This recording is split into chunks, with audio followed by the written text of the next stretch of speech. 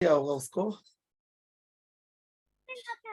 तो आइए अब हम ये जो पुरुषोत्तम मास है इसमें हमने कल कहा था कि हम लोग डेली मंगल गीत का पहले पाठ करेंगे, फिर हम श्लोक की तरफ चलेंगे। तो मंगल गीत सबके पास है, मैंने शेयर कर दिया था। हाँ जी, तो ये बड़ा ही सुंदर है। ये जो हमारे जयदेव गोस्वामी जी हैं उनके द्वारा चरित है। ये भगवान जगन्नाथ जी को बड़ा प्रिय है। कहते हैं जब भगवान जगन्नाथ जी सुनते थे ना इसको, एक छोटी सी लड़की अपने बैंगन के खेत में गाती थी, तो भगवान अपने गर्भ मंदिर से निकल के उसके पीछे पीछे दौड़ते थे। एक मोची जूते जूते वो करता था, सीलता था, और वो इसको गुनगुनाता था। भगवान जगन्नाथ जी उसके पास आके बैठ जाते थे। तो भगवान को इतना प्रिय है, इतना प्रिय है, अगर आप लोग इसको डेली पाठ करो तो कहते हैं कि जगन्नाथ जी की विशेष कृपा मिलती है और साक्षात भगवान का धाम मिल जाता है। तो हम लोग इसको शुरू करते हैं। श्रित कमला कुछ मंडला धृत कुंडल ललित ललित वनमाल जय जय देव हरे। जय जय देव हरे हरे नीलमणि मंडल वंदना भव खंडन मुनि जन जय जय देव काली धर हाँ इसको आप वो कर दो ऐसे अपने से म्यूट कर देते हैं बस। जय जय देव हरे हर के गरुड़ासन उर्कुल के लीलाम जय जय अमल कमल दल लोचन भव मोचन त्रिभुवन भवन जय जय देव जय जय देव हरे जनक सुता जनक सुता कृत भूषण जय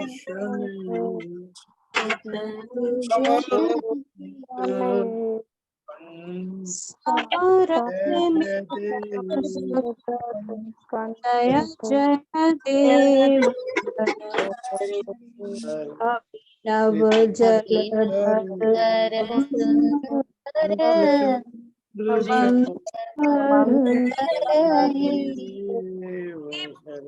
देव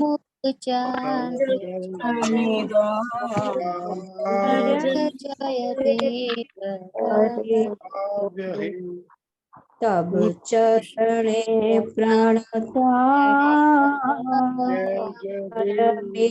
भाव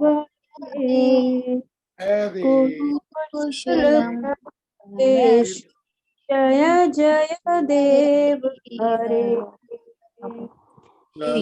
जय देव कवीरइदं गुरु ते उदम मंगल मुज्ज्वल गीति जय जय देव हरे हरे कृष्ण। हरे हरे जय जय अर्चना अर्चना अर्चना दीदी। हाँ जी प्रभु जी। ये आप गा रहे थे? हाँ जी प्रभु जी। तो कल से आपकी ड्यूटी है, हम लोग सब सुनेंगे, आपने गाना है, ठीक है ना? ठीक है प्रभु, ठीक है प्रभु जी। हम लोग सब सुनेंगे। भगवान ने आपको अच्छा कंठ दिया है, ठाकुर जी अरे के नहीं प्रभु जी, इतना अच्छा कंठ नहीं है। नहीं, ठीक गा रहे हो आप, है ना, हम लोग आज सब ना सुनेंगे। मुझे बहुत आज मैंने क्या हुआ, यूट्यूब निकाला और पूरे धुन से पूरा सुना, फिर मैंने गाया भी इसको, पर गाते गाते मेरा गला सा रौंद गया बीच बीच में, मतलब पता नहीं क्या कोई हुआ बात, मुझे। चलो कोई बात नहीं। चलो अब हम लोग अपने पुरुषोत्तम योग के श्लोक संख्या 2 पे चलते हैं, ठीक है। तो ये श्लोक संख्या 2 कौन पढ़ेगा? मैं पढ़ू भैया? हाँ जी, पढ़ो। अध्याय 15 पुरुषोत्तम योग, श्लोक नंबर 2। अध च उधर्वं प्रसुता तस्य शाखा गुणप्रवृद्धा रावलाः अधश्च मूलान्यनुसन्ताननि कर्मानुबन्धनि मनुष्यलोके। इस वृक्ष की शाखाएं ऊपर तथा नीचे फैली हुई हैं और प्रकृति के 3 गुणों द्वारा पोषित हैं। इसकी टहनियां इंद्रिय विषय हैं। इस वृक्ष की जड़ें नीचे की ओर भी जाती हैं, जो मानव समाज के सकाम कर्मों से बंधी हुई है। तात्पर्य इसी भक्ति वेदांत द्वारा अश्वत्थ वृक्ष की यहाँ और भी व्याख्या की गई है। इसकी शाखाएं चतुर्दिक फैली हुई हैं।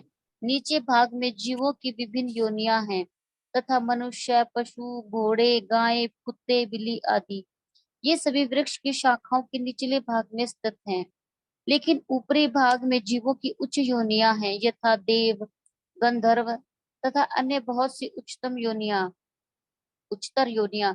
जिस प्रकार सामान्य वृक्ष का पोषण जल से होता है, उसी प्रकार यह वृक्ष प्रकृति के 3 गुणों द्वारा पोषित है। कभी कभी हम देखते हैं कि जलाभाव से कोई कोई भूखंड वीरान हो जाता है तो कोई खंड लहलहाता है। इसी प्रकार यहाँ प्रकृति के किन्हीं विशेष गुणों का आनुपातिक आधिक्य होता है, वहाँ उसी के अनुरूप जीवों की योनियां प्रकट होती हैं। वृक्ष की टहनियां इंद्रिय विषय हैं। विभिन्न गुणों के विकास से हम विभिन्न प्रकार की इंद्रियों का विकास करते हैं और इन इंद्रियों के द्वारा हम विभिन्न इंद्रिय विषयों का भोग करते हैं। शाखाओं के सिरे इंद्रियां हैं, यथा कान, नाक, आंख आदि, जो विभिन्न इंद्रिय विषय के भोग में आसक्त हैं। टहनियां शब्द, रूप, स्पर्श आदि इंद्रिय विषय हैं। सहायक जड़ें राग तथा द्वेष है, जो विभिन्न प्रकार के कष्ट तथा इंद्रिय भोग के विभिन्न रूप हैं। धर्म अधर्म की प्रवृत्तियां इन्हीं गौण जड़ों से उत्पन्न हुई मानी जाती हैं, जो चारों दिशाओं में फैली हैं। वास्तविक जड़ तो ब्रह्मलोक में है, किंतु अन्य जड़ें मृत्युलोक में है। जो मनुष्य उच्च लोकों में पुण्य कर्मों का फल भोग चुकता है, तो वह इस धरा पर उतरता है और उन्नति के लिए काम कर्मों का नवीनीकरण करता है। यह मनुष्य लोक कर्म क्षेत्र माना जाता है। हरे कृष्णा।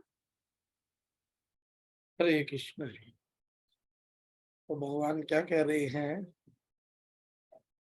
अधवश्च उद्र्वम परशीतास्तस्य शाखा गुण प्रवृद्धा विषय प्रवाला अधश्च मूल्यान अनुसंततानि कर्मानुबंधीनि मनुष्य लोके।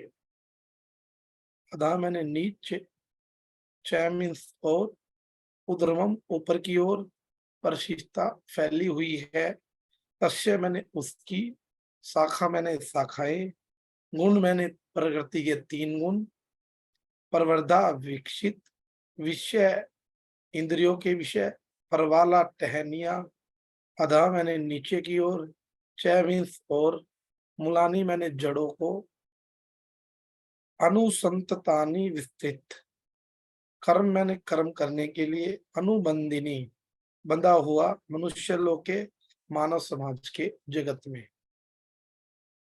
तो क्या कह रहे हैं भगवान? इस वृक्ष की शाखाएं ऊपर और नीचे की ओर फैली हुई है और प्रकृति के 3 गुणों द्वारा पोषित है।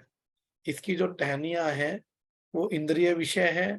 इस वृक्ष की जड़ें नीचे की ओर भी जाती हैं और मानव समाज के काम कर्मों से बंधी हुई हो। तो इसके बारे में थोड़ी चर्चा करते हैं।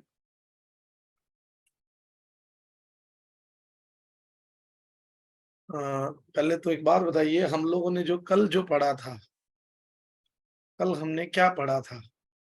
कोई आप में से कोई उसको थोड़ा सा 1-2 लाइन में एक्सप्लेन कर सकता है? तो उससे सबको समझ आ जाएगा कि कल का क्या कंसेप्ट था हमारा।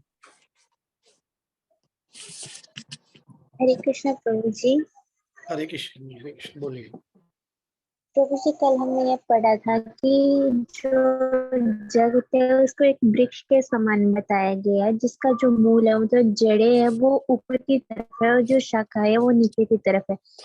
और जो हमारे इस जगत में जो मूल है, इस जगत का जो मूल है जो भगवान श्री कृष्ण है, और जो इनकी शाखाएं हैं वो ब्रह्मा जी, मतलब तना जो है वो ब्रह्मा जी, और शाखा हमारे गुरु आचार्य लोग हैं। तो हमारा जो कर्तव्य है वो भगवान जी को सेवा करना है। और जो वैदिक मंत्र है उनको पत्ते के समान बताया गया जो आत्म मुक्ति के लिए है। और हमें इस जो धराधर है वो जंगल, तो हमें इस जंगल से निकलने के लिए हमें अपने घर वापस जाना है, घर जो हमारा गोलोक धाम है। तो उसके लिए हमें भगवान कृष्ण की शरण लेनी पड़ेगी। हमें दूसरों की तरफ मतलब जो फूल और पत्ते है उसकी तरफ आकर्षित न होके हमें भगवान की तरफ आकर्षित होके, मतलब जड़ की तरफ आकर्षित होके हमें इनकी शरण लेके हम अपने घर वापस जा सकते हैं। बहुत सुंदर। मेरे को लगता है आपने नोट किया है कल का पूरा। बहुत सुंदर। बिल्कुल, आपने जो लास्ट में जो हमने कंक्लूजन बोला था ना श्लोक का, वो बिल्कुल बहुत अच्छे से बताया आपने। धन्यवाद आपका। तो भगवान यहाँ पर कह रहे हैं दूसरे अध्याय में और दूसरे श्लोक संख्या में, इस संसार रूपी वृक्ष की शाखाएं ऊपर और नीचे की ओर फैली हुई हैं। पिछले श्लोक में श्री कृष्ण ने इस वृक्ष के मूल और तने का वर्णन किया था। भाई, जो वृक्ष की जो मूल है, जो जड़ है, मूल जड़ है, वो भगवान श्री कृष्ण स्वयं है। और तने के बारे में क्या कहा था? ब्रह्मा जी है। अब श्री कृष्ण कह रहे हैं, जिस प्रकार इस वृक्ष का मूल सबसे ऊपर है तथा उसके नीचे तना है, उसी प्रकार तने के नीचे अनेक प्रकार की शाखाएं फैली हुई हैं। इस श्लोक के तात्पर्य में हमारे आचार्य लिखते हैं, जो निचला भाग है ना, निचले भाग में जीवों की विभिन्न योनियां हैं। योनियां कितनी है हमारी? 84 लाख योनियां हैं, ठीक है ना? तो उसमें मनुष्य है, पशु, घोड़े, गाय, कुत्ते, बिल्ली, और ये सभी वृक्ष की शाखाओं के निचले भाग में स्थित है। तो आप कह रहे हैं कि जब भगवान श्री कृष्ण ने इस संसार रूपी वृक्ष के मूल की और तने की और पत्तों के बारे में बताया था, जैसा कि अभी राधिका जी कह रहे थे कि वृक्ष की जो मूल है वो भगवान श्री कृष्ण है, और जो तना है वो ब्रह्मा जी हैं, और जो वो है पत्ते हैं, पत्ते क्या है? वैदिक मंत्र है। तो इसके बारे में जब बताया, और भगवान ने उस वृक्ष के आगे का विस्तार नहीं किया था, लेकिन उस समय अर्जुन के मन में एक जिज्ञासा पैदा हुई। मतलब भगवान को अर्जुन ने बोला नहीं, मन ही मन में अर्जुन सोच रहा है। लेकिन भगवान का एक नाम है अंतर्यामी, भगवान उस चीज को जान पा रहे हैं। और भगवान ने वो क्या सोच रहा है कि श्री कृष्ण भगवान ने तो मुझे संसार रूपी वृक्ष के मूल, तने और पत्तों की बातें तो बताई हैं, परंतु इस वृक्ष की अन्य शाखाओं का वर्णन नहीं किया। ऐसा कौन सोच रहा है? ऐसा अर्जुन सोच रहा है मन ही मन में, और भगवान ने उस बात को जान लिया, क्योंकि भगवान का नाम अंतर्यामी है। तो वो क्या कह रहा है, यदि श्री कृष्ण मुझे इस वृक्ष के विस्तार का वर्णन करे तो क्या होगा? श्री कृष्ण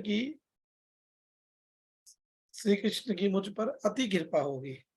अंतर्यामी होने के कारण भगवान श्री कृष्ण इस बात को समझ गए, और उन्होंने क्या कहा, अब हम जानते हैं कि उन्होंने क्या कहा भगवान ने। अदा च औद्धवम परसिता तस्य शाखा गुण प्रवृद्धा विषय प्रवाला। अर्थात इस संसार रूपी वृक्ष की शाखाएं ऊपर और नीचे दोनों तरफ फैली हुई है। वैसे तो क्या होता है भाई, जो शाखाएं होती है वो इसकी तरफ होती हैं, लेकिन प्रकृति के और जो ये शाखाएं हैं, इनका जो पोषण है ना, वो हुआ है प्रकृति के 3 गुणों के द्वारा। 3 गुण कौन कौन से हैं?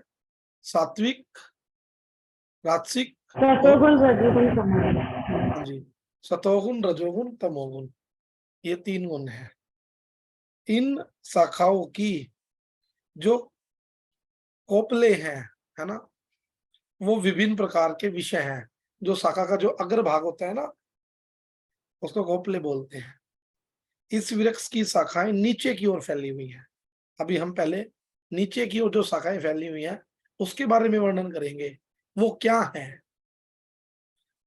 तो जो वृक्ष की शाखाएं नीचे की ओर फैली हुई हैं उसके बारे में भगवान कह रहे हैं कि जो निचले भाग में क्या है, वो जीवों की विभिन्न योनियां हैं।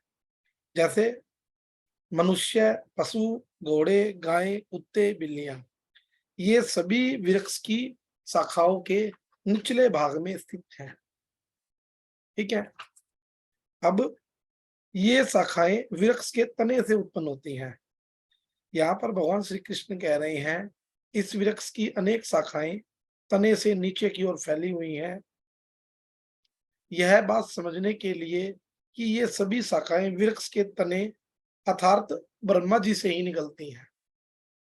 देखो, एक्चुअल में देखा जाए तो सीधा सा फैक्ट है कि भाई भगवान कृष्ण इस सृष्टि के मूल हैं। भगवान कृष्ण से ही ब्रह्मा प्रकट होते हैं। ठीक है, जिसको एक तने की भांति कहा गया है, और उसके बाद तने से अनेकों प्रकार की जो टहनियां हैं, है ना, जो शाखाएं हैं, वो निकलती हैं। और इसमें शाखाएं हैं 3 प्रकार की। 3 प्रकार की शाखाएं कौन कौन सी हैं? 6 प्रकार के अचर प्राणी हैं। अचर प्राणी कौन से होते हैं? पहला, फूल रहित फल वाले वृक्ष, जिसपे फूल नहीं होता लेकिन फल होता है, वो वृक्ष। फल पकने तक जीवित रहने वाले पौधे, जब तक फल पका रहेगा, जब तक वो पौधा जीवित रहेगा, दूसरी टाइप का। तीसरा, लताएं। चौथा, नलीदार पौधे। पांचवा, बिना आधार वाली लताएं। तथा छठा है फल और फूल वाले वृक्ष। ये सभी अचर पेड़ पौधे हैं जो ऊपर की ओर बढ़ते हैं। ये अचेत प्राय होते हैं, किंतु पीड़ा की अनुभूति भीतर ही भीतर करते हैं। इनको भी पीड़ा होती है, लेकिन ये अंदर ही अंदर उस चीज को महसूस करते हैं। फिर दूसरी प्रकार की जो शाखा है, उसमें है 28 प्रकार की जातियां। यद्यपि इनकी चेतना कुछ विकसित होती है, परंतु अज्ञान से भरी हुई होती है। चेतना थोड़ी बहुत विकसित तो होती है, लेकिन ये क्यों होती है? ये क्यों? क्योंकि इनके अंदर तामसिक गुण होता है। ये कौन कौन है? बकरी, भैंस, काला, बारहसिंगा, सुअर, नीलगाय, हिरन, है ना, ऊंट, घोड़ा, खच्चर, गधा, हिरन, चवरी गाय, कुत्ता, सियार, बाघ, लोमड़ी, बिल्ली, खरगोश, शाही, बंदर, हाथी, कछुआ, मगरमच्छ। ये 28 प्रकार की जातियां हैं। फिर तीसरी प्रकार की शाखा में आते हैं अनेक प्रकार के पक्षी, जैसे गीद, बगुला, बाज, मोर, हंस, कौवा, उल्लू। फिर चौथी प्रकार की शाखा आती है, वो उसमें क्या होता है? चौथी प्रकार की शाखा में वो है मनुष्य योनि। और इस मनुष्य योनि में रजोगुण की प्रधानता होती है।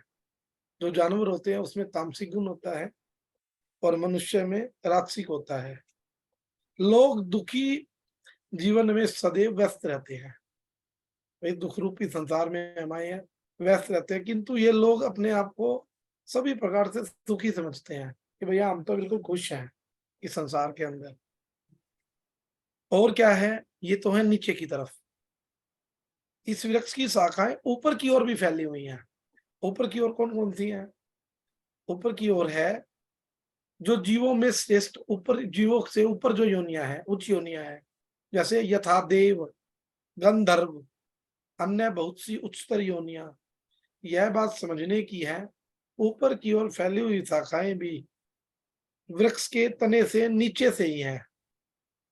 भाई सब कुछ तो ब्रह्मा जी से तो प्रकट हुआ ना, तो ये ब्रह्मा तना कौन है? ब्रह्मा है।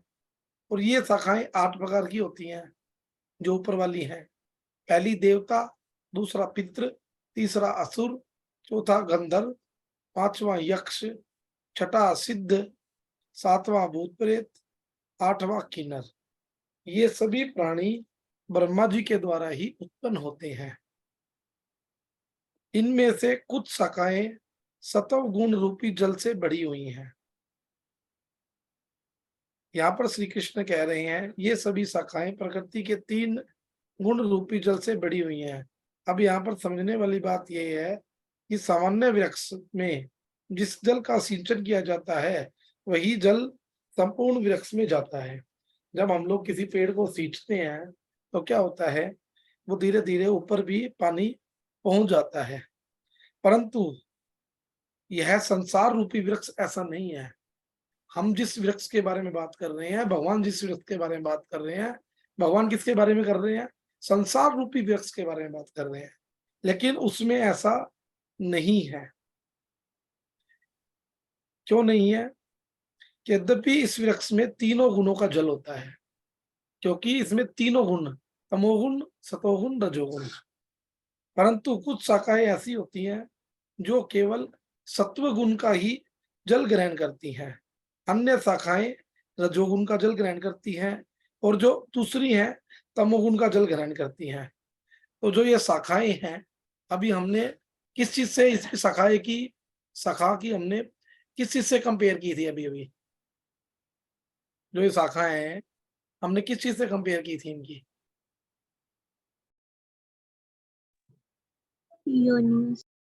योनियों से। तो उसमें योनियों में पशु भी हैं, और क्या नाम, देवता भी हैं और मनुष्य भी हैं। तो जो मनुष्य होते हैं उनके अंदर रजोगुण होता है, ठीक है, और जो पशु होते हैं उनके अंदर तमोगुण होता है ना। देवता सतोगुण में होते हैं, है ना। तो ये जो शाखाएं हैं ये भिन्न भिन्न प्रकार का जल ग्रहण करती हैं। जो शाखाएं सत्व गुण रूपी जल ग्रहण करती हैं उनमें विवेक और बुद्धि का प्रकाश होता है, ठीक है। उन शाखाओं में धारणा शक्ति का रस भी भरा होता है। उन शाखाओं से वेद मंत्रों की ध्वनि उत्पन्न होती है। उन शाखाओं के लोग शास्त्रों के अनुसार कार्य करते हैं। भाई जो हमारे में भी देखा गया ना, जब आदमी के अंदर सतोगुण ज्यादा हो जाता है, राजसिक और तामसिक गुण, तामसिक तो ना के बराबर, हल्का फुल्का राजसिक, और सतोगुण जब पूरी मात्रा में हो जाता है तो क्या होता है, हम लोग शास्त्रों के अकॉर्डिंग चलते हैं नहीं चलते हैं? शास्त्रों के अकॉर्डिंग चलेंगे क्योंकि सतोगुण की मात्रा ज्यादा है। तो कह रहे हैं इन शाखाओं में तपस्या की टहनियां होती हैं। टहनियां भी, शाखाओं के साथ साथ टहनियां भी हैं। वैराग्य की कोमल उप शाखाएं होती हैं। छोटी छोटी शाखाओं में उप शाखाएं होती हैं, इसको वैराग्य बोला जाता है। इन शाखाओं में धर्म का शहद होता है, जीवन में धर्म होता है। ज्ञान के फल उत्पन्न होते हैं। इनमें से ऊपर वाली शाखाओं में तप और ज्ञान से समृद्ध मरीचि और कश्यप आदि ऋषि रहते हैं। जो ये शाखाएं हैं, इसमें जो सबसे ऊपर जो शाखाएं हैं उस पे कौन रहता है? ऋषि मरीचि और कश्यप जी। और इनमें से कुछ शाखाएं रजोगुण रूपी जल से बड़ी हुई हैं। हमने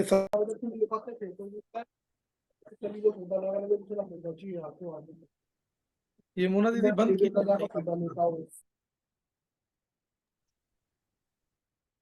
तो हम क्या वर्णन कर रहे थे कि कुछ शाखाएं सतोगुण रूपी जल ग्रहण करती हैं और कुछ रजोगुण रूपी जल ग्रहण करती हैं। तो यहाँ पर भगवान कृष्ण कह रहे हैं इस संसार रूपी वृक्ष की कुछ शाखाएं रजोगुण के ही जल को ग्रहण करती हैं। इन शाखाओं में जो पत्ते होते हैं वे वेदों के ऐसे मंत्र हैं जिनमें विधि और निषेध का वर्णन किया गया है। इन शाखाओं में अर्थ और काम की धूल होती है। इन शाखाओं में लोभ के कारण शुभ अशुभ कर्मों की अनेक उपशाखाएं उत्पन्न हो जाती हैं। जो ये रजोगुण रूपी जो जल है, ये कहा गया है कि देखो, हम लोग कई बार वेदों के कुछ ऐसे मंत्र देखते हैं जिसको विधि पूर्वक किया भी जाता है और जो निषेध भी होते हैं। जैसे कि गायत्री मंत्र स्त्रियों के लिए निषेध है, कभी भी लेडीजों को गायत्री नहीं करना चाहिए, लेकिन हमारे समाज में गायत्री का पाठ कराया जाता है। हम लोग समझते नहीं है, गायत्री मंत्र लेडीजों के लिए नहीं होता है। और दूसरी बात, अगर उसको पुरुष समाज भी करता है तो उसमें क्या होता है, उसमें उसको बिल्कुल शुद्धता पूर्वक और अंदर ही अंदर मानसिक मन में करना पड़ेगा, उसको बोल बोल के नहीं कर सकते। ठीक है।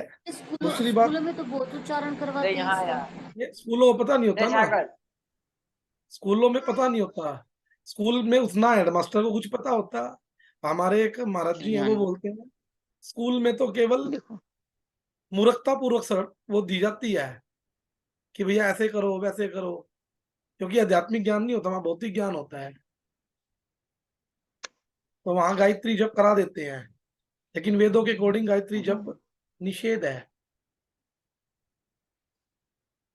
हमें भी अभी पता चला, पहले मुझे भी नहीं पता था दीदी, जब गुरुदेव से जुड़े, जब समझा, जब भी पता चला। हाँ, अब ये परंपरा से जुड़ने के बाद ही नहीं पता लगा, पहले तो हम भी उच्चारण करते थे। मैं भी खूब करता था। इवन मैं तो हवन भी करता था, मैं आर्य समाज स्कूल में पढ़ता था।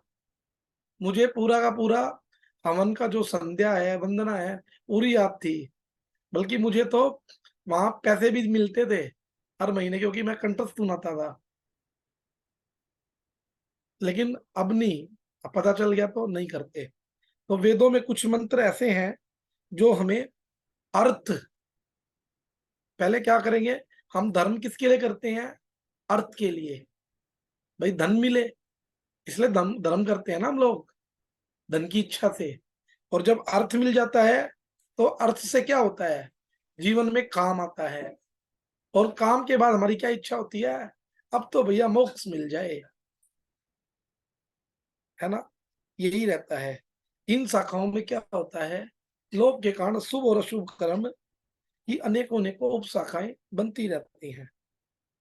और इसकी जो कुछ शाखाएं हैं वो हैं तमोगुण रूपी जल से को ग्रहण करती है। इन शाखाओं में प्रमाद और लापरवाही के घने अत्यंत पत्ते होते हैं। इन शाखाओं की कुछ उप शाखाएं ऐसी होती हैं जिनमें दूसरों का नाश करने के लिए जारण मारण आदि के मंत्रों के पत्ते होते हैं। हम लोग कई बार करते हैं ना, कि वेदों से कोई मंत्र चुरा लेंगे, है ना, अरे भैया उसको बोल दो, उसके उस पड़ोसी के घर में ये करना है ना, उसका सर्वनाश करना है ना, उसके लिए मंत्र जप कर देंगे। ये भी तो वेदों में से ही निकले है ना। लेकिन हम लोग, आप बैठ जाओ, आराम से बैठ जाओ, चुप होके बैठ जाओ। तो वो जो मंत्र हैं वो कौन से हैं, तो मोहगुण रूपी जल से वो शाखाएं बड़ी हुई हैं। इनमें से एक महाशाखा ऐसी होती है जिसमें चांडाल और जातियां निवास करती हैं, जो तमोगुण से मोहित और कर्म भ्रष्ट होती हैं। और ऐसी शाखाओं में क्या होता है, नरक भोग के फल उत्पन्न होते हैं। जो जो क्या होता है ना, नरक, जो नरक भोग के फल हैं वो इन शाखाओं से उत्पन्न होते हैं।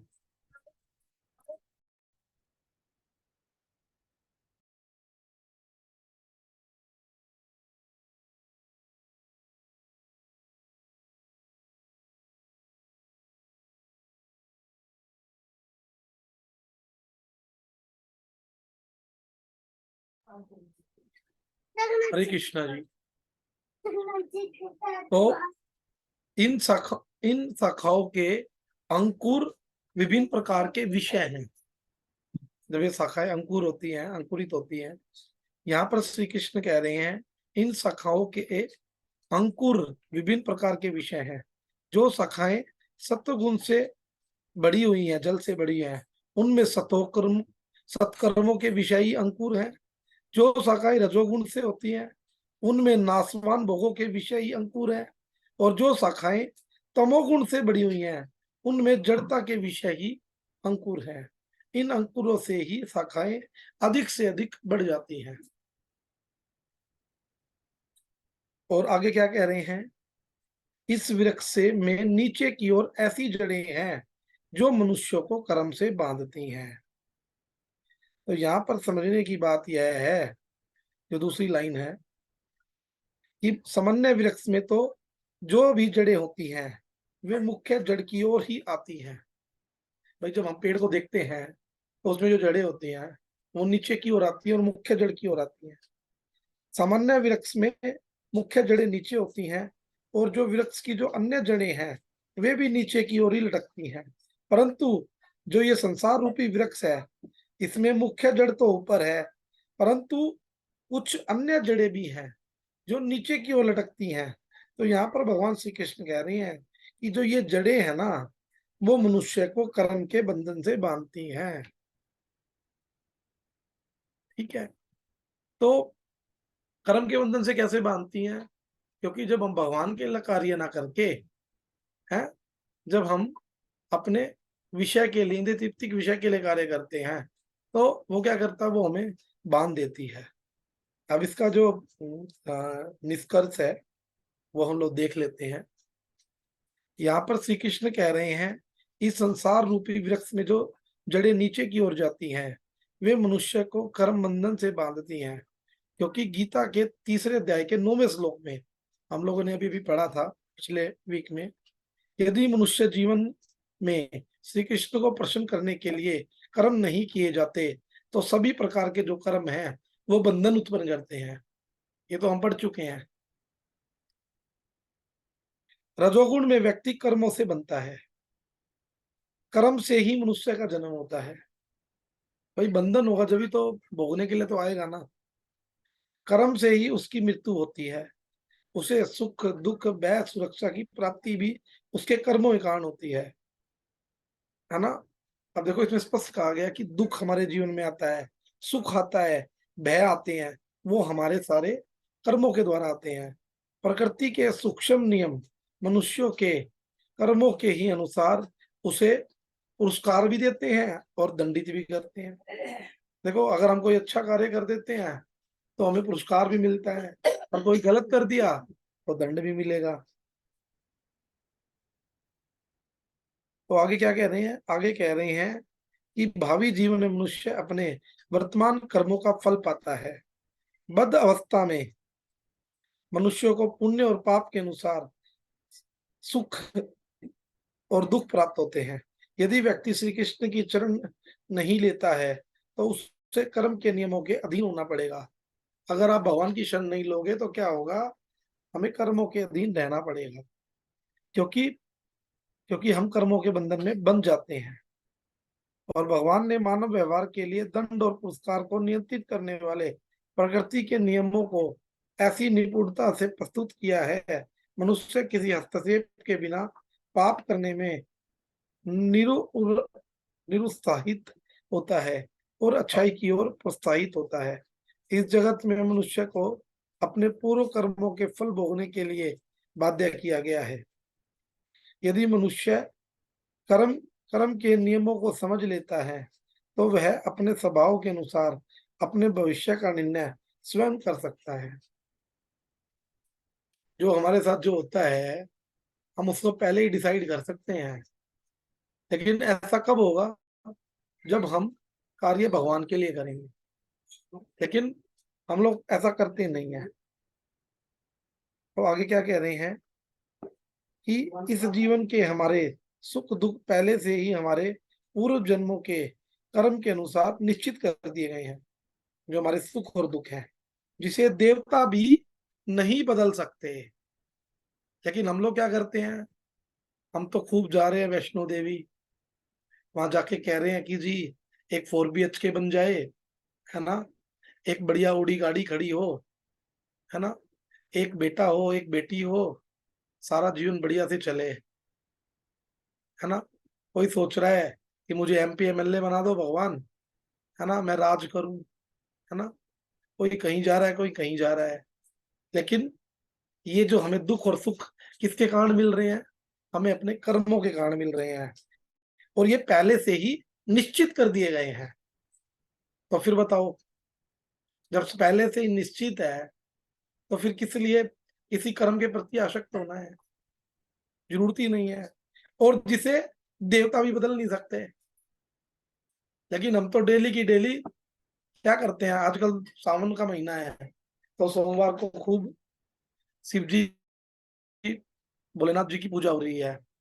फिर जैसे आज मंगलवार आ गया, हनुमान जी की पूजा होगी, बुधवार को गणेश जी की पूजा होगी, वीरवार को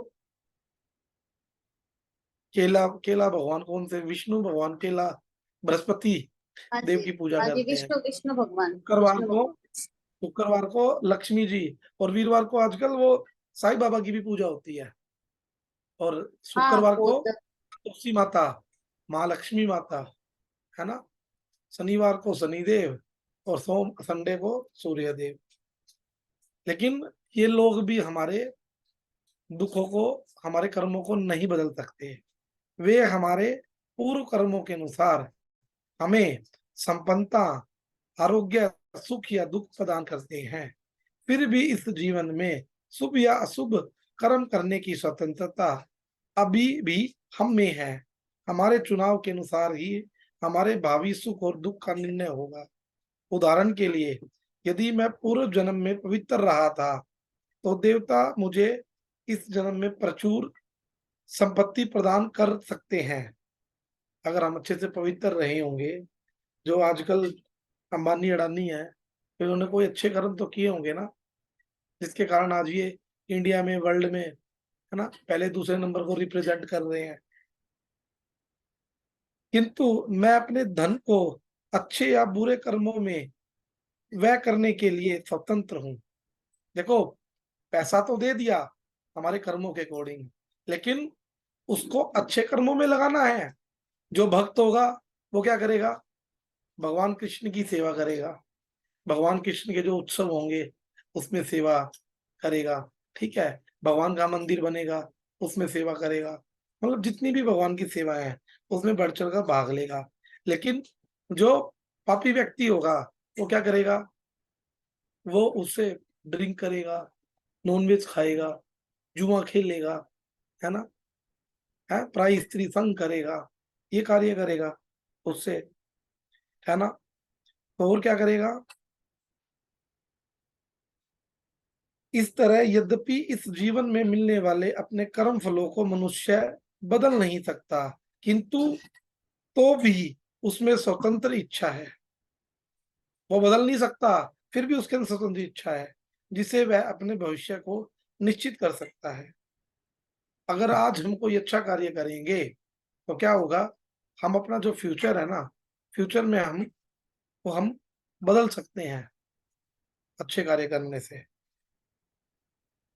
यहाँ पर भगवान कह रहे हैं, निज कर्म अनुसारे यत भवरोग। हे अर्जुन, इस संसार रूपी वृक्ष में जो जड़ें हैं वो मनुष्य को कर्मों से बांधती हैं। इस कर्म बंधन से छूटने के लिए तुम्हें मेरी शरण लेनी चाहिए। तो भगवान इस दूसरे श्लोक के माध्यम से ये कहना चाह रहे हैं कि जो जो तना है ना ब्रह्मा जी का, उससे कुछ कुछ शाखाएं नीचे की ओर जाती हैं और कुछ शाखाएं ऊपर की ओर जाती हैं। तो उसमें विभिन्न प्रकार की योनियों का वर्णन किया गया है कि मनुष्य योनि है ना, आपका क्या बोलते हैं, पशु हैं, देवता हैं, सारी योनियों का वर्णन किया गया है। और उसमें फिर ये भी बताया गया है कि उन उन शाखाओं को सात्विक के द्वारा जल प्रदान किया जाता है, राजसिक के द्वारा जल प्रदान किया जाता है, तामसिक के द्वारा प्रदान किया जाता है ना। लेकिन जो जड़े नीचे की ओर जा रही हैं, वो क्या करती है? हमें कर्म बंधन के द्वारा बांधती हैं। और जब हम भगवान की सेवा नहीं करते तो हम कर्म रूपी बंधन में बंध जाते हैं। अगर आपको इस कर्म रूपी बंधन को काटना है, कर्म रूपी बंधन को, तो भगवान कह रहे हैं तुम्हें मेरी शरण लेनी चाहिए। तो ये ऐसा कह रहे हैं भगवान। अगर आपका कोई क्वेश्चन है, किसी को कुछ पूछना है, तो आप पूछ सकते हैं। हरे कृष्ण।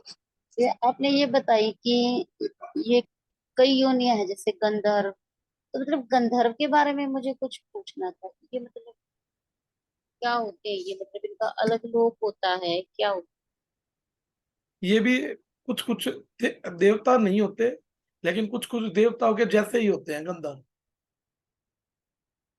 मतलब जैसे है? नाचने तो वाले। ये इनका लोक अलग होता है या जैसे देवताओं के जैसे दरबार में नाच गाने का इनका काम होता है? देवता के दरबार में नाचते हैं ये। नर्तकी, जैसे नर्तकी होती है ना, ऐसे गंधर्व होते हैं। आपने देखा भी होगा कि इंद्रलोक में, है ना, हाँ जी, उन गाएंगे, नाचेंगे, है ना, वो गंधर्व होते हैं। जी।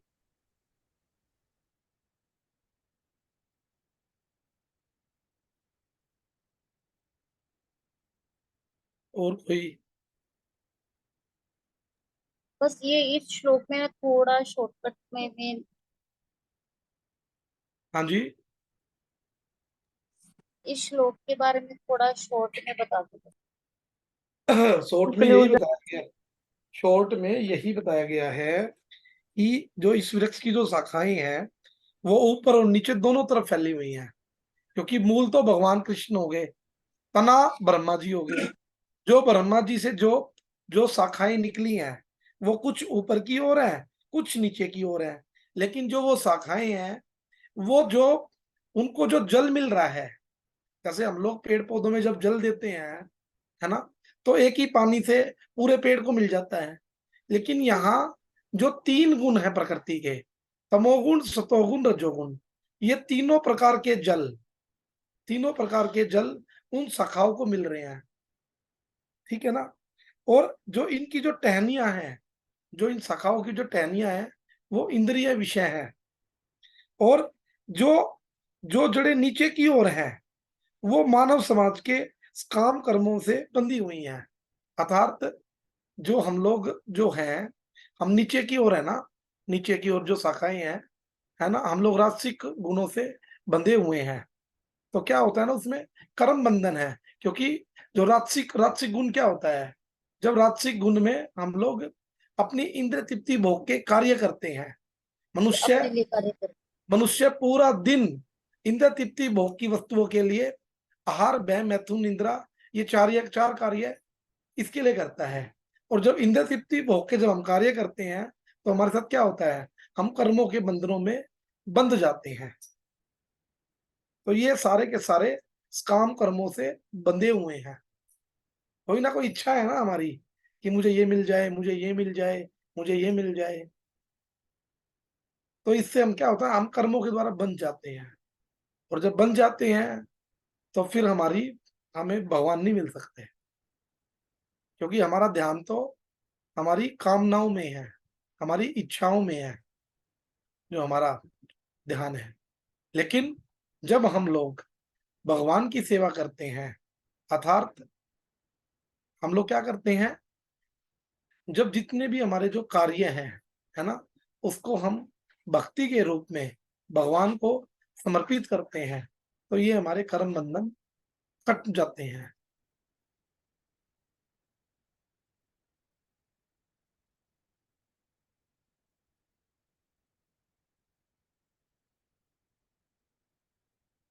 और कोई?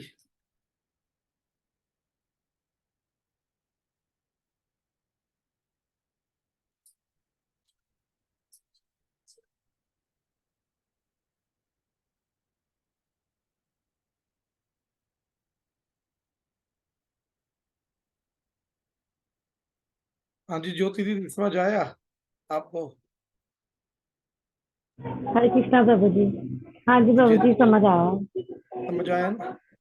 जी प्रभु जी, एक चीज पूछनी थी मुझे। बोलिए।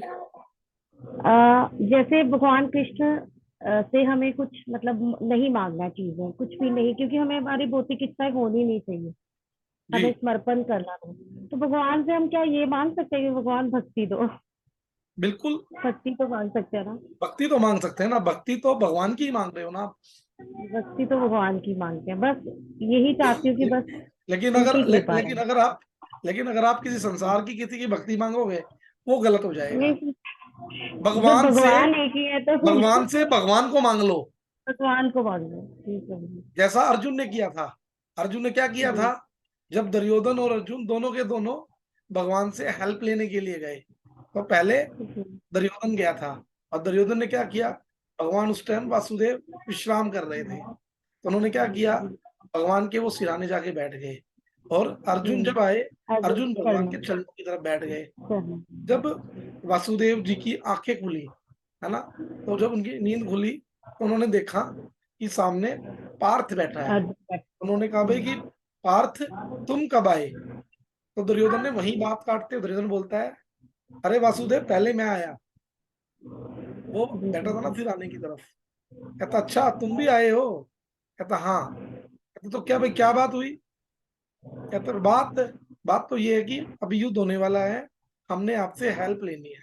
तो भगवान कहने लगे कि भाई, मेरे पास तो दो चीजें हैं। एक तरफ तो मेरी एक अक्षौनी सेना है, नारायणी सेना है, और दूसरी तरफ मैं निहत्ता, जो कभी अस्त्र शस्त्र भी नहीं उठाना युद्ध में। तो देख लो। तो जब अर्जुन को कहने लगे कि आप मांग लो, तो दुर्योधन ने कहा, पहले तो मैं आया था, पहले तो मेरा अधिकार होना चाहिए। भगवान ने कहा, भाई चलो ठीक है, तुम मांग लो। तो उसने सोचा कि भैया ये तो गवाला है जी, ये तो गवाला है, इसका क्या करेंगे? इसने तो वो अस्त्र शस्त्र नहीं उठाना, है ना, इससे तो बड़े बड़े योद्धा है मेरे पास, इससे बढ़िया इसकी एक अक्षौणी नारायण सेना ले नारायण लेते। कहना नहीं। और नारायण सेना मांग ली, है ना। भगवान से भगवान को नहीं मांगा, भगवान की नारायणी सेना सेना मांगी। तो क्या हुआ? उस सेना से कुछ हुआ? वो भगवान के विरुद्ध जा सकती है? नहीं जा सकती है। लेकिन विनाश काले जब विपरीत बुद्धि। भगवान ने जब अर्जुन को कहा कि अर्जुन, अगर मैं तुम्हें पहले बोलता, तो उसने कहा कि भगवान, पहले भी अगर आप मुझे बोलते, जब भी मैंने आपको तो ही मैं मांगना आपको ही था, मांगती तो भगवान से भगवान को मांग लो, जो भक्त होगा ना। अब एक बात बताओ, अगर प्रधानमंत्री के साथ सीधे संबंध हो जाए, तो ये एमपी एमएलए की आवश्यकता पड़ेगी? हूँ, जरूरत नहीं होगी। जरूरत ही नहीं होगी, जरूरत ही खत्म कर दो। भगवान से भगवान को मांग लो। लेकिन हम लोग क्या करते हैं? हम लोग क्या करते हैं? जैसे एक जेलर आया जेल में, है ना, तो उसने पूछा, किसको भाई क्या क्या चाहिए? एक आया, कहता, जी वो खाना अच्छा नहीं मिलता है यहाँ, है ना, कहता, जिसको बढ़िया खाना दे दो। एक दूसरा आया, कहता, जी यहाँ जी कपड़े नहीं प्रेस होके मिलते, कहता, जिसको कपड़े दे दो, है ना। लेकिन जो जो समझदार था, है ना, उसने क्या कहा कि जी मुझे यहाँ से आजाद कर दो, निकाल दो, मुझे यहाँ से निकाल दो। मुझे यहाँ से निकाल दो। तो हमें भगवान से मांगना भी नहीं आता। हम लोग क्या करते हैं? हम लोग भगवान से संसारिक वस्तुएं मांगते हैं। अरे भैया, जब भगवान से भगवान को मांग लोगे, तो फिर किसी चीज की आवश्यकता रहेगी? कभी भी नहीं रहेगी। और भक्त का तो भाव ही अलग होता है। भक्त तो कहता है कि मुझे मुझे तो ना, तो मुझे धर्म, मुझे तो मुक्ति भी नहीं चाहिए, जो 5 प्रकार के जो मोक्ष हैं, मुझे वो भी नहीं चाहिए।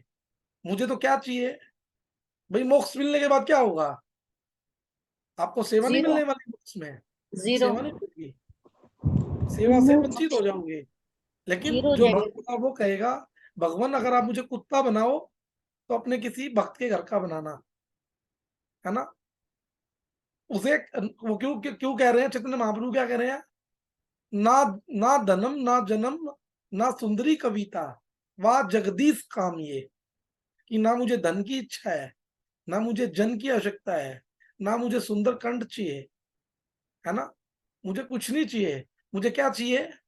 वाह जगदीश काम ये, मम जन्मनी जन्मनीश्वरे, बहुताद भक्तिर अहेतु की दवी, हे प्रभु मुझे तो जन्म जन्म से आपकी है ना भक्ति चाहिए, मुझे तो भक्ति से करना है, हमें क्या करना है, ये मोक्ष ये मुक्ति तो पानी भरती है, क्या करना है मुक्ति लेके,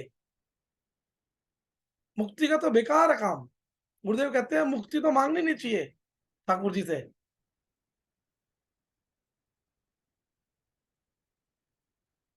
भगवान से मांगना तो भगवान को मांग लो, भगवान की सेवा मांग लो, भगवान की भक्ति मांग लो। जिसने, और भक्ति किस चीज के लिए होती है, भक्ति होती है हमारी आत्मा के लिए। क्यों? इस आत्मा की खुराक है हरिनाम संकीर्तन। लेकिन हम लोग जो अन्य जो वस्तुएं मांगते हैं वो शरीर के लिए मांगते हैं। जो रावण था, रावण ने शरीर के लिए मांगा था ना कि मैं मरूं ना, क्या हुआ, बचा वो? नहीं बचा, क्योंकि शरीर के लिए मांगा, आत्मा के लिए नहीं मांगा। हिरण्यकश्यप ने भी यही किया, शरीर के लिए मांगा, आत्मा के लिए तो मांगा ही नहीं। अरे भैया आत्मा तो मरती ही नहीं, तो क्या जरूरत है।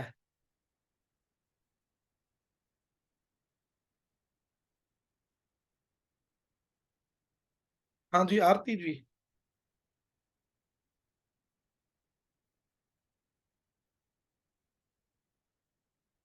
आरती जी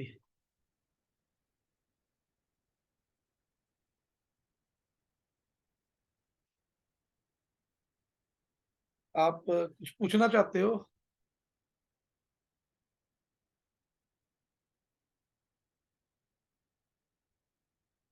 और कोई?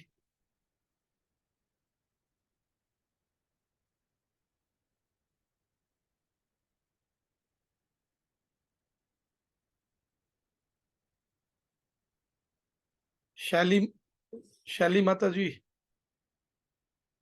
आपका कोई क्वेश्चन?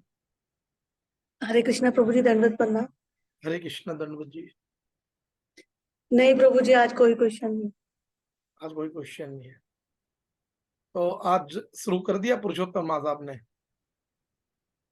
प्रभु जी माला तो बढ़ाई है, और जी अभी आज सरसों का तेल आज खाया तो नहीं है, लेकिन कल से निप जाएगा तो देखूंगी। जी जी जी जी।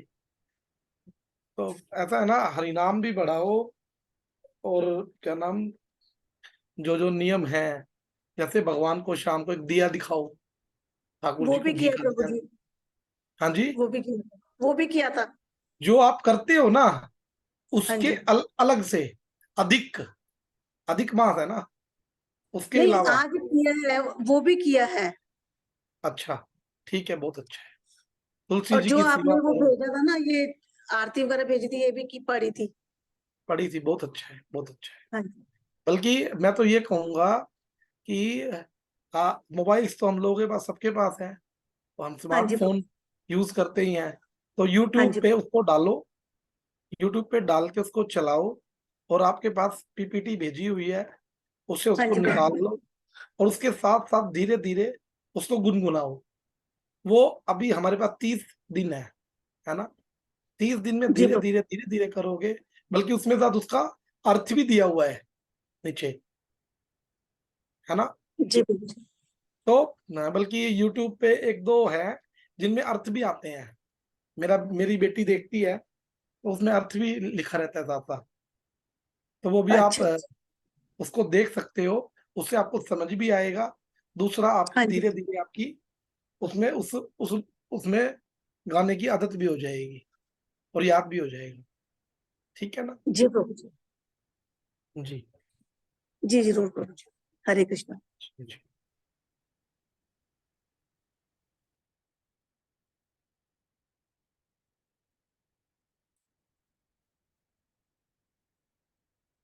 और